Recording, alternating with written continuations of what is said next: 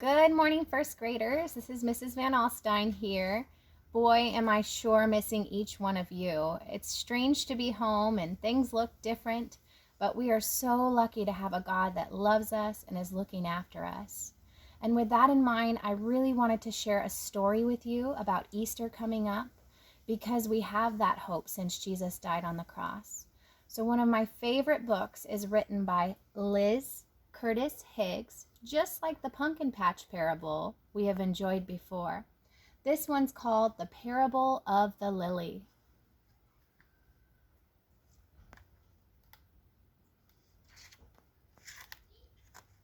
The Parable of the Lily by Liz Curtis Higgs. One wintry day, the farmer's young daughter shuffled through the snow, headed for the mailbox at the end of the lane. Brr, it was cold.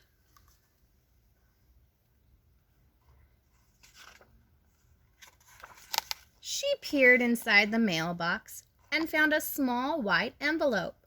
Surprise! It was addressed to her. Dear Maggie, the letter began, I'm sending a very special gift just for you. Look for it soon.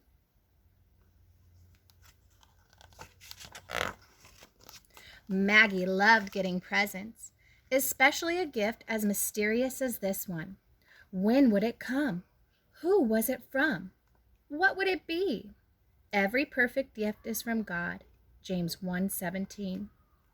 The farmer's daughter waited and waited, some days patiently, some days not so patiently. The one very ordinary afternoon, a box appeared on her doorstep. The gift had arrived. So you also must be ready. The Son of Man will come at a time you do not expect him. Matthew 24:44.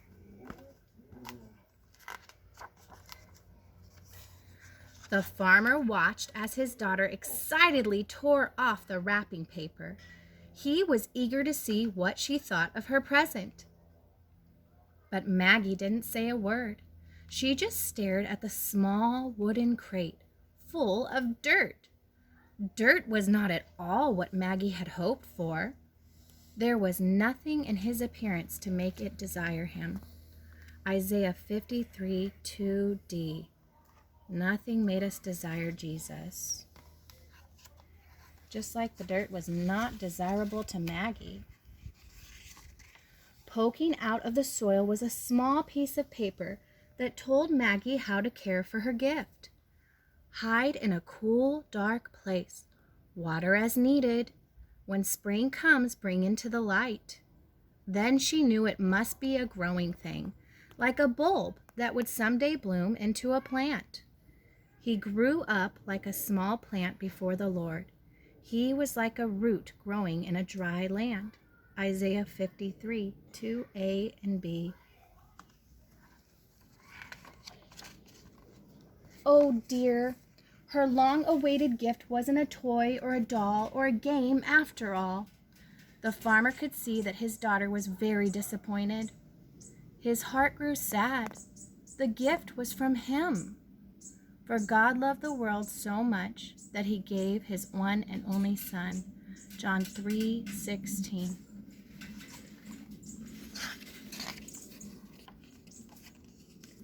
With a sigh, Maggie carried the wooden box down the steps into the darkest corner of the cellar and left it there on a shelf. Sometimes she remembered to water it, but most of the time, Maggie just plain forgot.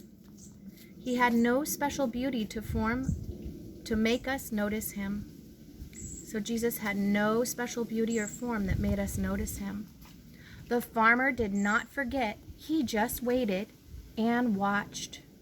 Wait until the Lord comes. He will bring to light things that are now hidden in darkness. 1 Corinthians 4:5. We're doing a lot of waiting right now. Spring came at last. The air was warmer, and the gray skies had melted into robin's egg blue. What a welcome sight the sun was. It was time for the farmer to hoe his garden getting the soil ready for seeds that filled his pocket. In the same way, the Lord God will make grow what is right. Isaiah 61:11.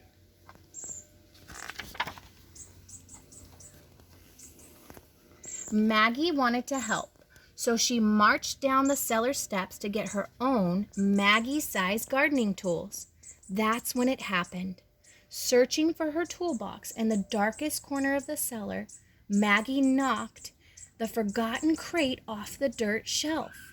Crash! The crate splintered into pieces. Soil was everywhere, and the flower bulb that rolled to her feet showed no signs of life. I tell you the truth, a seed must fall to the ground and die. Then it makes many seeds. What a mess. Maggie was mad at the box, and even madder at herself. She swept up the dirt and threw away the broken box, grumbling under her breath. He was hated and rejected by people. People would not even look at him. Isaiah 53:3. And that ugly old flower bowl, she tossed it out of the cellar door, never to think of it again. Until Maggie woke up earlier than usual Easter morning. A warm breeze blew through her bedroom window, and the chirping birds seemed to call her name. Very early on the first day of the week, the women came. Luke 24:1. She was still dressed in her nightgown. Maggie tiptoed out to the garden. She was hoping to find some daffodils or tulips to decorate the table for Easter breakfast. That's when she saw it. The loveliest lily that God ever made was blooming on the edge of her father's flower garden. Thanks be to God for his gift that is too wonderful to explain. 2 Corinthians 9:15. Its white petals unfolded like a trumpet. Its leaves were green with new life. Its scent was as fragrant as the most expensive perfume. But I tell you that even Solomon, with his riches, was not dressed as beautifully as one of these flowers. Matthew 6:29. Maggie knew all at once what had happened. She didn't know whether to laugh or cry or shout with joy. So Maggie did all three at once. "Wake up, everybody! Wake up! Come see! The gift is alive!" They were afraid, but they were also very happy. They ran to tell what had happened. Matthew 28:8. Her family hurried out to the garden. They couldn't believe their eyes. So much beauty could come from such an ugly box of dirt. Your eyes will see the King in his beauty. Isaiah 33:17. This reminds me of when Jesus rose from the grave on the third day, where it just seemed like he was a dead box of dirt or a dead old bulb that wouldn't bloom. People didn't think that he was the promised Messiah. But on the third day at Easter, we saw the beauty, just like we saw the beauty in the story of the loveliest lily, and the beauty of Jesus and the gift of salvation he gives to us. Maggie noticed the farmer, who reminds us of God, standing in the doorway, quietly watching. His smile gave away his secret. "Father, it was you who gave me the lily." Maggie squealed with delight. Suddenly, her little girl's smile began to fade.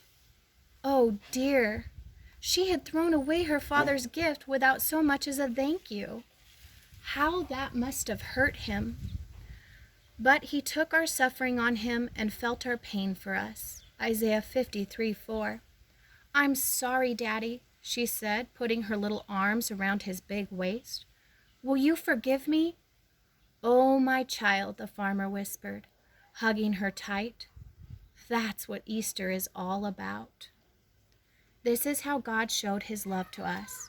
He sent his only Son into the world to give us life through him. 1 John 4:9. Girls and boys, I hope this video encourages you. I can't wait to be in the classroom again soon. Love you all.